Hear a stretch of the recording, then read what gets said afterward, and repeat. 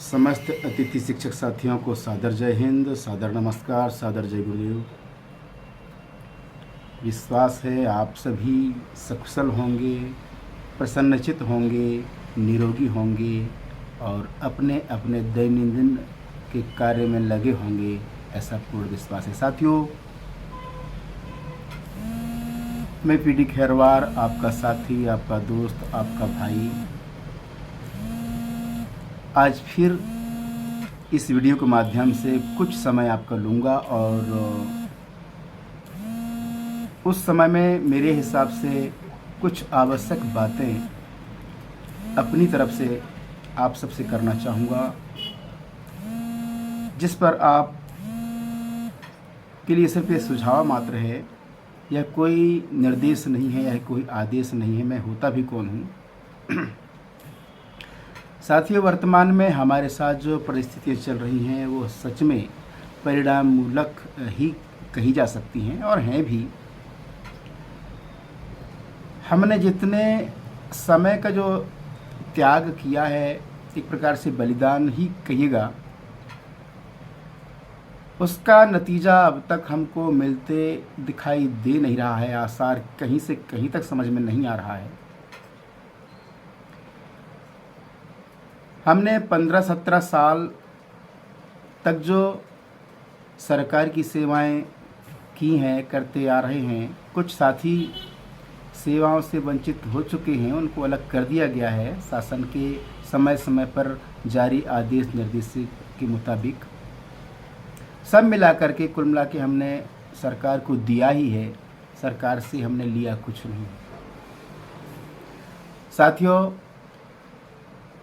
ये बात तो सच है कि हमारे पास सच में खोने के लिए ऐसा कुछ भी नहीं है, पर पाने के लिए मैं समझता हूँ बहुत कुछ है।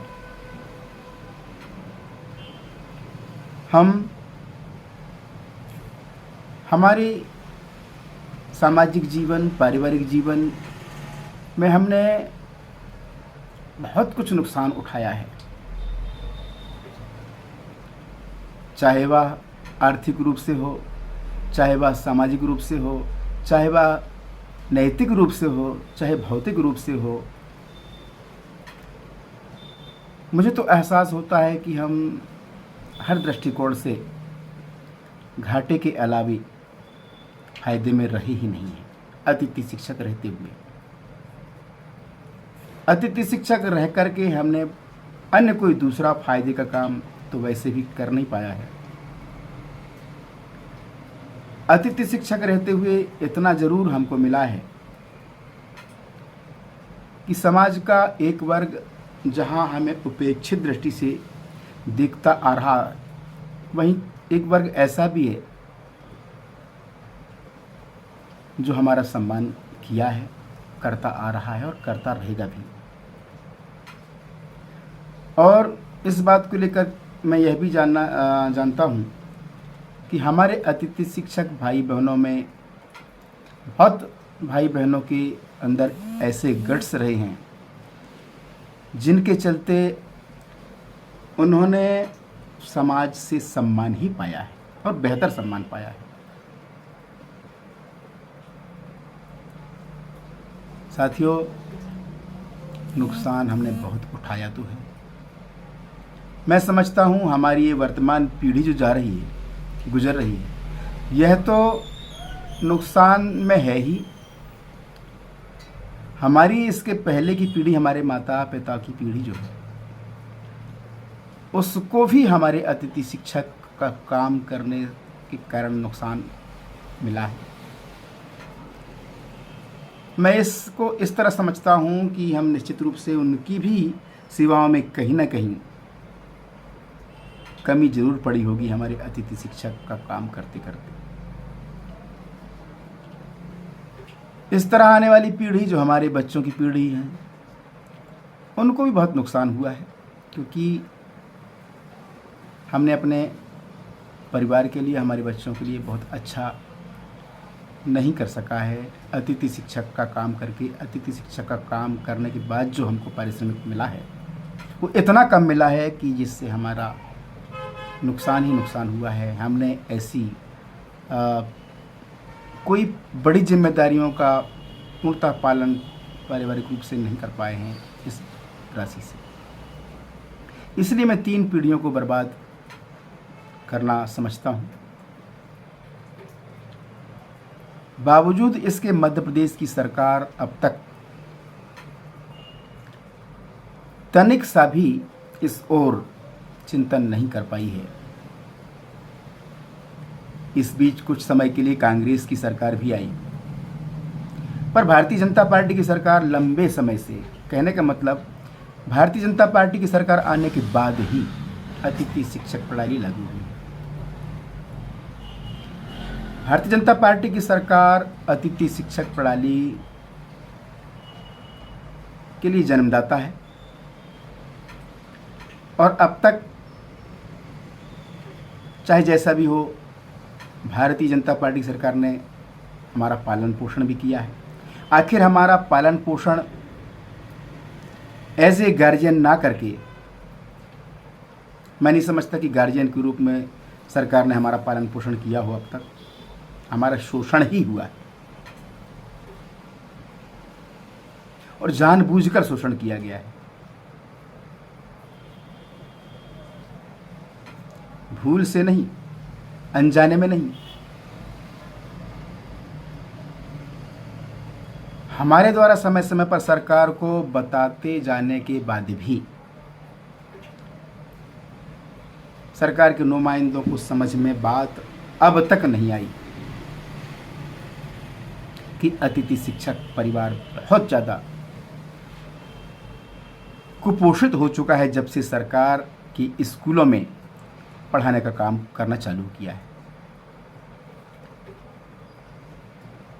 वैसे तो 2006 से ही अतिथि शिक्षक का एक दूसरा नाम था इसके पहले, उसके रूप में यह व्यवस्था शुरू की गई। 2008 से अतिथि शिक्षक भर्ती नियम बनाकर के सरकार ने विधिवत रूप से इस प्रणाली को लागू की। तब से आज 2023 आ चुका है, लगभग 16 वर्ष के बीच हजारों अतिथि शिक्षक साथी ऐसे हैं जो किसी ने 1 साल काम करके बाहर का रास्ता देख लिया, किसी ने 2 साल किया, 3 साल किया, किसी ने 4 किया, किसी ने 5 किया, किसी ने 6 साल किया, किसी ने 7 साल किया। इस तरह शासन के द्वारा समय समय पर जारी आदेश निर्देश का शिकार अतिथि शिक्षक होता आ रहा है और आज भी वही स्थिति बनी हुई है। अतिथि शिक्षक भर्ती नियम में कोई खास संशोधन नहीं हो पाया। अलग बात है भी कुछ साल पहले से ऑनलाइन भर्ती व्यवस्था हुई, इसके बाद फिर एक छोटा सा संशोधन ये हुआ कि अतिथि शिक्षक भर्ती प्रक्रिया में अब पिछले वर्ष के पैनल को भी ध्यान में लाया जाएगा। पिछले वर्ष की पैनल में जिनका नाम ऊपर है ऐसे अतिथि शिक्षकों को पहले ही बुलाया जाएगा। ऐसी स्थिति नहीं की स्थिति में विज्ञापन जारी किए जाएंगे या फिर आसपास के स्कूलों की पैनल देखे जाएंगे। ये भी थोड़ी सी व्यवस्था बीच में समाहित की गई। साथियों, अभी कुछ समय से हम देख रहे हैं कुछ हमारे मध्य प्रदेश के कुछ प्राचार्यों के द्वारा कुछ संकुलों के माध्यम से ये आदेश जारी किए जा रहे हैं कि जो अतिथि शिक्षक प्रशिक्षित नहीं हैं उनको अलग करके प्रशिक्षित अतिथि शिक्षकों की भर्ती, मतलब प्रशिक्षित उम्मीदवारों की भर्ती अतिथि शिक्षक के रूप में की जाए, आदेश चल रहे हैं। और जहाँ तक इस संबंध में खंगाले जाने पर पता चला कि शासन स्तर से इस तरह के कोई निर्देश है नहीं। अगर यह कार्यवाही चल रही है तो निश्चित रूप से उन प्राचार्यों की कहीं ना कहीं मनमानी है। शायद एक आदेश का हवाला वो दे रखे हैं, पर वह आदेश भी स्पष्ट नहीं कहता कि ऐसी व्यवस्था होनी चाहिए। साथियों, बीच में आज से 4 साल 5 साल पहले ही हमारे मानदेय में थोड़ा सा तवज्जो हुआ है, उसको हम जस्ट डबल कहेंगे। जिनको 2500 रुपये लगभग महीने का मानदेय मिला करता था, उनको 5000, राउंड फिगर में बता रहा हूँ, आवश्यक नहीं कि 5000 सबको मानदेय मिलता आ रहा हो वर्ग 3 में। जिनको 3500 रुपये महीने मानदेय का था वर्ग 2 में, उनको 7000, और जो 4500 मानदेय जिनको मिलना था उनको 9000। ये भी एक हमारे फायदे के लिए सरकार ने किया बीच में।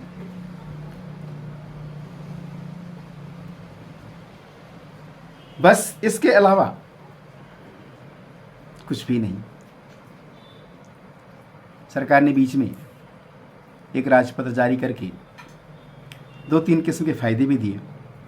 वह फायदे में फायदे नहीं, जैसा कि भविष्य में शिक्षक भर्ती होने की स्थिति में स्वीकृत पदों के 25%, उसको हम समझ नहीं पाए। आखिर हमने इसको लेकर माननीय राज्यपाल महोदय के यहाँ आपत्ति भी दर्ज की थी उस समय, पर उस पर कार्रवाई बिल्कुल नहीं हो पाई।